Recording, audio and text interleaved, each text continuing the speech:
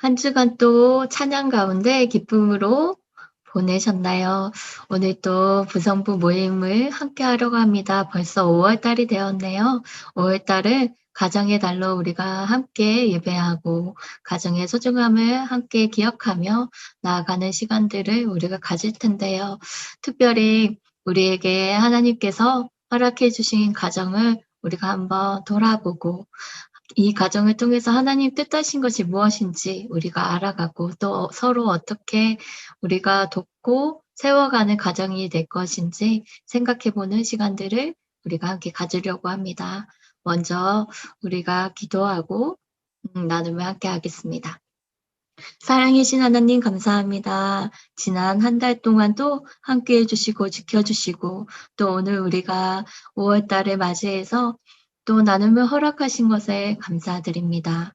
하나님 우리에게 가정을 허락하여 주시고 그 가정을 통해서 우리가 서로를 격려하며 살아가기를 원하고 그 가정을 통해서 아버지의 사랑을 흘러보내시기를 원하는 하나님의 그 사랑이 풍성하게 가득한 가정들이 다 될 수 있도록 인도하여 주시옵소서. 하나님의 뜻이 이 가정을 통해서 나타낼 수 있도록 도와주시고 각자의 삶 속에서 또 서로를 돌보며 세워가는 예쁜 아름다운 가정으로 만들어갈 수 있도록 도와주시옵소서. 믿음의 가정이 되게 하여 주시고 기도로 서로를 세우며 하나님만 의지하며 살아가는 가정이 되게 하여 주시옵소서. 오늘도 나눔을 하려고 합니다. 이 나눔 가운데 함께하여 주시고 모든 시간들 가운데 하나님의 은혜가 넘치는 시간이 되게 하여 주시옵소서. 감사드리며 예수님 이름으로 기도합니다. 아멘. 오늘은 덥고 섬기는 가정이라는 제목으로 창세기 45장 10절에서 11절 말씀을 함께 나눔을 하려고 합니다. 오늘 먼저 제가 질문을 하나 하려고 하는데요. 질문하기 전에 본문을 먼저 읽고 우리가 여기서부터 다시 할게요. 오늘은 돕고 섬기는 가정으로 다시 잘라 다시 오늘은 돕고 섬기는 가정이라는 제목으로 창세기 45장 10절에서 11절 말씀으로 함께 나눔을 하려고 합니다.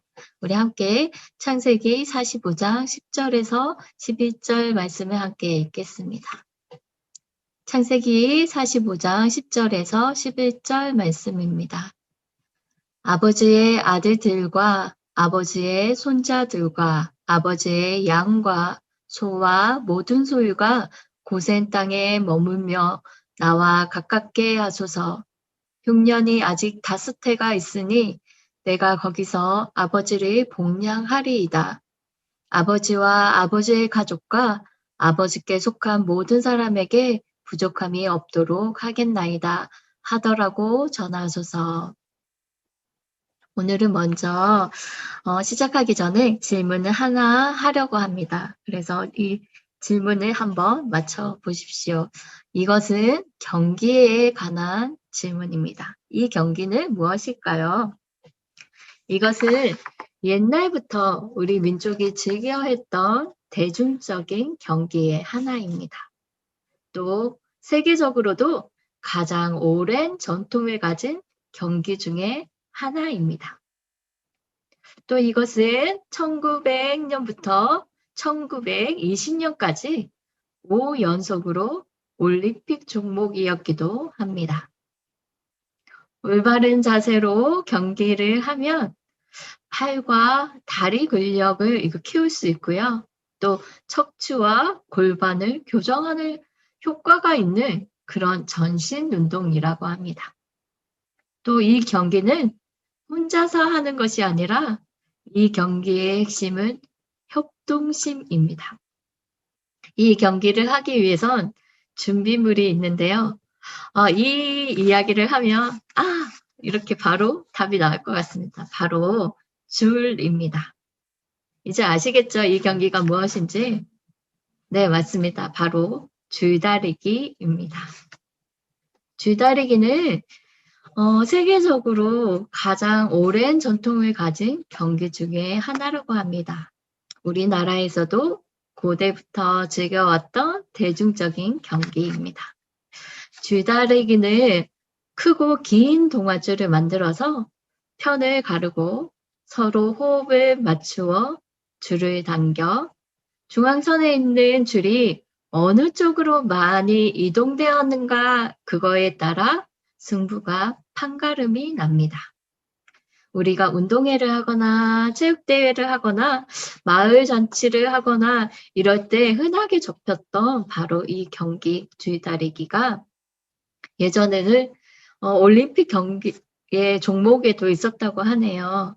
이 사진에 지금 보여지는 것처럼 이렇게 올림픽 경기의 하나의 종목이었다고 합니다. 이 줄다리기를 잘하려면 요령이 있습니다.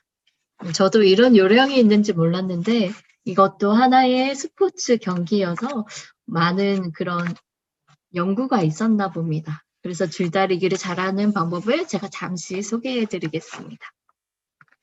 줄다리기를 잘하려면 첫 번째는 시작에 앞서서 큰 소리로 파이팅을 하면서 기를 모아야 합니다. 두 번째로는 가장 힘이 센 사람이 맨 앞에 첫 번째로 하여서 그 다음 배치를 하는데 맨 뒤에 사람도 두 번째로 힘이 센 사람이 있어야 합니다. 그래서 앞에 그리고 맨 뒤에 힘 센 사람이 있고 앞에서부터 순서대로 해서 힘이 센 사람들이 차례 하면 됩니다. 그리고 이 줄다리기는 줄을 잡는 법도 중요합니다. 오른손잡이는 왼쪽 줄에서 잡고 왼손잡이는 오른쪽 줄의 오른쪽에서 이 줄을 잡는 게 더 힘을 잘 사용해서 할 수 있다고 합니다. 그리고 양손을 줄을 이렇게 잡되 겨드랑이 쪽으로 하는 게 아니라 옆구리 쪽에 놓고 줄을 가운데로 모아 잡아서 이렇게 잡아야 한다고 합니다. 다섯 번째로 이 줄을 잡은 후에는 시선을 위로 하거나 아래로 하는 것이 아니라 정면을 보면서 줄을 잡은 자세가 똑바로 몸이 이게 흔들리지 않도록 해서 주의를 하고 바로 잡아야 합니다. 그 다음엔 몸을 이렇게 강하게 뒤쪽으로 45도를 기울인 다음에 11자 자세를 취해야 한다고 합니다.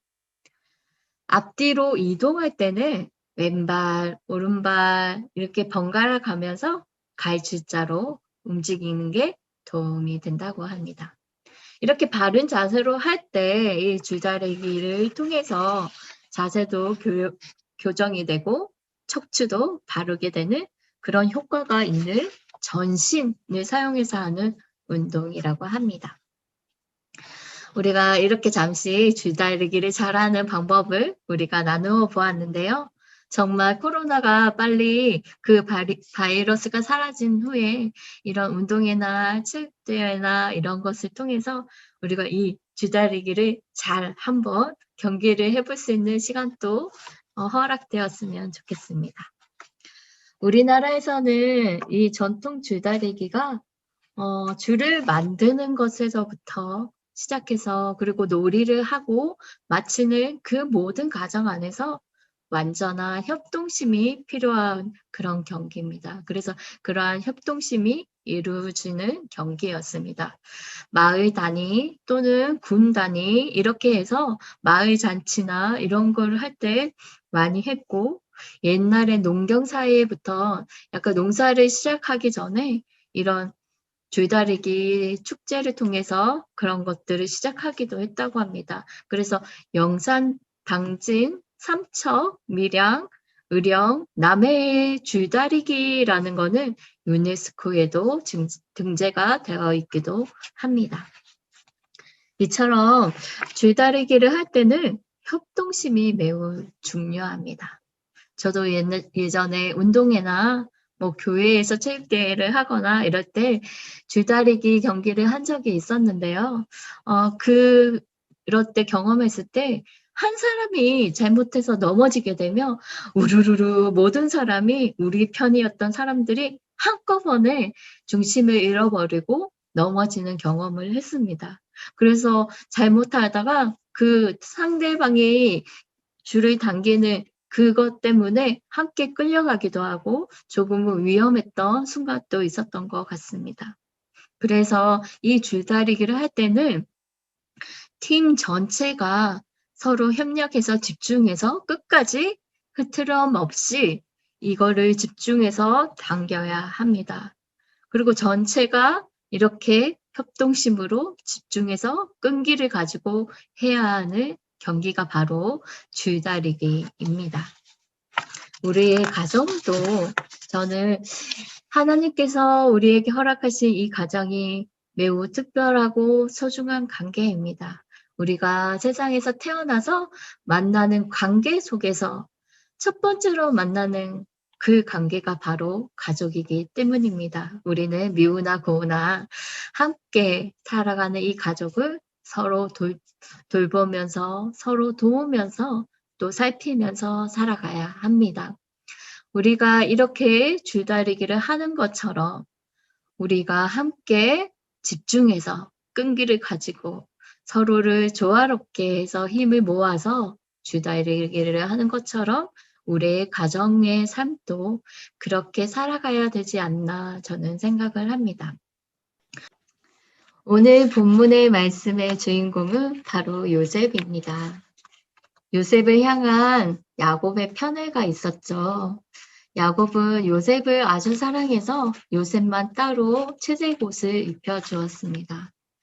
형들은 들판에서 양을 치고 이런 어려운 일을 하는데 야곱은 집에서 부모님을 도와주면서 부모님의 사랑을 받으면서 살았습니다. 이러한 편애는 형들을 시기와 질투와 미움 가운데 그래서 요셉을 엄청나게 미워해서 결국은 미디안 상인들에게 요셉을 팔아버리는 사건이 일어납니다. 요셉은 이전과는 다른 삶이 시작되게 됩니다. 자기 집에서 아버지의 사랑을 충분히 받으면서 자유롭게 살아갔지만 이제는 낯선 땅, 낯선 곳에서 자기 집이 아닌 타인의 집에서 그리고 또 일반인의 신분이 아니고 종의 신분, 노예의 신분으로 살아가게 됩니다. 요셉이 외국이잖아요. 낯선 땅. 자기가 사용했던 언어도 아니고 다른 언어를 사용해야 했을 겁니다. 이제껏 자신들이 가지고 있던 문화, 요셉이 살아왔던 문화가 아니라 다른 애굽의 문화를 배워야 했습니다. 그곳에서 종의 신분으로 살아가고 일을 해야 했기 때문입니다. 얼마나 많은 노력이 있었겠습니까?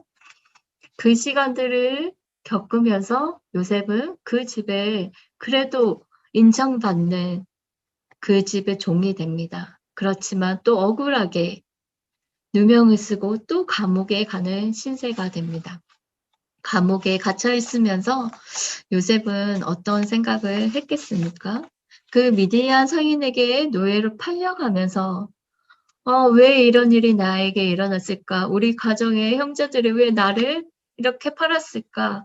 이런 생각들을 하지 않았겠습니까? 얼마나 미움과 분노가 그 마음에 가득 찼겠습니까? 또 억울하게 감옥에 갇혀 있으면서도 왜 또 나에게 이런 일들이 있을까? 난 너무 억울한데 이런 마음들이 있지 않았겠습니까? 그래서 형들이 처음부터 나를 팔지 않았다면 내가 이런 어려운 시간들을 보내지 않고 이런 어려움의 일들을 겪지 않았을 텐데 하는 생각과 함께 미움과 분노가 요셉에게는 있지 않았겠습니까? 우리가 생각했을 때는 어떻게 형제를 팔 수 있을까 이렇게 생각할지도 모릅니다. 그렇지만 우리가 현대 오늘날을 살아갈 때 이렇게 뭐 형제를 직접 파는 일은 현실에서 지금 우리나라에서는 많이 없죠. 이런 일이 일어날 수가 없는 일이죠. 그렇지만 형제를 팔아버리는 것과 같은 이런 일들이 우리가 살아가는 가족 안에도 다양한 형태로 일어납니다. 가족 간의 관계를 어렵게 하고 관계를 깨트리는 일들, 수많은 문제들, 이런 것들 중에서 가장 대표적인 게 돈과 관련된 문제들이 많이 있는 것 같습니다. 서로 싸우고 어쩌면 다른 사람들보다 또 어려운 관계로 살아가는 경우가 많이 있습니다. 부모와 자식 간의 관계에서, 또 형제와 형제 간의 관계에서 깨어지고 무너져 가는 그런 시대를 우리는 살아가고 있습니다. 어쩌면 이 요셉과 같이 자신을 팔아버린, 자신의 생명을 해하려고 했던 그 형들을 용서할 수 없고 돌이킬 수 없을 것 같은 그런 상황에 놓인 요셉과 같은 그런 현상들이 오늘날 우리 가정 안에도 분명히 많은 문제들로 인해서 일어나고 있다는 겁니다. 그래도 요셉은 용서를 하게 되잖아요. 우리가 말씀에서 잘 알고 있는 것처럼 형들을 용서하고 그 가정의 회복과 화해가 일어나는 일이 일어납니다. 우리 창세기 45장 10절에서 11절 말씀을 다시 한번 읽겠습니다. 아버지의 아들들과 아버지의 손자들과 아버지의 양과 소와 모든 소유가 고센 땅에 머물며 나와 가깝게 하소서. 흉년이 아직 5해가 있으니 내가 거기서 아버지를 복량하리이다. 아버지와 아버지의 가족과 아버지께 속한 모든 사람에게 부족함이 없도록 하겠나이다. 하더라고 전하소서. 이제 처음에 형들이 그 가뭄은 흉년을 만나서 그러한 어려움 속에서 이 요셉이 있는 애굽 땅으로 오게 되죠. 애굽에 온 형들은 요셉을 알아보지 못했지만 요셉은 형들을 알아봅니다. 그래서 또 자기에게 어떻게 할 수 있을지 시험해 보려고 여러 가지 시험을 하고 또 시간이 흐른 후에 요셉은 결국은 형들 앞에 자신이 그 아들, 동생인 요셉이라고 밝힙니다. 그때 형들이 얼마나 놀랐을까요? 이제 우리는 정말 죽겠구나 이런 마음이 아니었을까요? 그리고 요셉은 또 총리까지 되어 있었잖아요. 애굽에 총리가 된 그 요셉 앞에서 얼마나 두렵고 무서웠을까 생각이 듭니다. 그렇지만 요셉은 오늘 본문의 말씀과 같이 이렇게 얘기를 합니다. 형제들, 형님들, 그리고 동생과 아버지 다 모시고 여기 와서 고센 땅에 내게 가까이 있는 곳에 살았으면 좋겠습니다. 아직 흉년이 5해나 남았으니까 내가 아버지와 그리고 형들, 가족과 아버지께 속한 모든 사람, 그 형들의 가족과 모든 사람들을 내가 부족함 없도록 돕겠습니다. 이렇게 말하는 겁니다. 이 이야기가 참 어떻게 보면은 쉽지 않은 것 같습니다. 왜냐하면 내 생명을 헤아려 했던, 그래서 내가 얼마나, 우리는 그 과거의 일을 기억하면서 얘기하죠. 내가 얼마나 옛날에 이렇게 힘들었는데, 내가 어떻게 이렇게 살았는데, 이런 이야기들을 많이 하게 되잖아요. 그런데 요셉은 그렇게 하지 않았습니다. 왜 그럴 수 있었나요, 요셉이? 바로 하나님이 그 시간들을 통해서 우리 가족을 구원하실 계획이 있었구나라는 것을 알았기 때문이잖아요. 그래서 이 요셉은 마음으로 형님들을 용서할 수 있었고 하나님의 크신 계획하심을 바라보았기 때문에 그것을 알게 되었기 때문에 진정으로 그 형들에게 화해를 요청하며 한 가족으로 다시 회복된 삶을 살 수가 있었습니다. 우리도 때로는 이해가 안 되고 더 가까운 형제와 자매와 아버지와 부모님과 자녀의 관계, 남매의 관계, 이런 관계 안에 살아가면서 다투기도 하고 관계가 깨어지기도 합니다. 그러나 우리는 하나님을 신뢰하고 하나님을 믿음으로 함께 서로 돕고 세워가는 가정을 만들어 가야 합니다. 분명히 우리 한 사람 한 사람을 통해서 하나님께서 계획하시고 있는 그 뜻을 우리가 발견하길 원합니다. 그래서 그 계획 안에 우리가 서로를 위해 기도해주고 또 끌어안고 서로 존중하면서 나아가야 될 것입니다. 우리가 앞에서 줄다리기를 살펴보았잖아요. 줄다리를 할 때 그 힘센 사람들이 앞에서 제일 힘센 사람이 앞에서 끌어주고 그 다음으로 힘든 사람이 뒤에서 함께 끌어주고 그 중간에는 그 질서에 맞게 순서에 맞게 그거 사람들을 한 명 한 명 세우고 그런 전략과 함께 제일 중요한 거는 끝까지 포기하지 않고 자세를 흐트림 없이 함께 끈질기게 집중해서 끌어가는 것. 그래서 한 팀으로 그 협력해서 가는 것들이 가장 중요하다고 했습니다. 우리의 가정의 모습도 그런 서로 돕고 함께 협력하고 가는 모습이 필요하지 않나 생각합니다. 5월은 가정의 달입니다. 그래서 나는 지금 내 옆에 있는 가족들을 얼마나 생각하고 있는지 다시 한번 돌아보는 시간을 가지셨으면 좋겠습니다. 그리고 이 가족을 돕고 섬기는 방법이 무엇이 있을지 우리가 함께 그 방법들을 생각하고 또 그런 방법들을 실천하며 살아가는 삶을 살아가셨으면 좋겠습니다. 제가 이 그림을 잠깐 보여드렸죠? 지금 요셉은 펑펑 울고 있습니다. 형들도 너무 놀랐고 저기 오른편에 맨 끝에 있는 사람도 얼굴을 감싸며 눈물을 흘립니다. 정말 요셉이라고? 이런 표정입니다. 이런 놀라운 일들이 우리 삶에도 계속해서 연속적으로 일어나고 그런 화해와 용서와 사랑이 넘치는 가정으로 서로 돕고 살아가는 우리 부성도님들이 다 되시기를 바랍니다. 한 주간도 그렇게 우리 행복하게 함께 가정에서 살아갑시다. 다음 주에 만나겠습니다.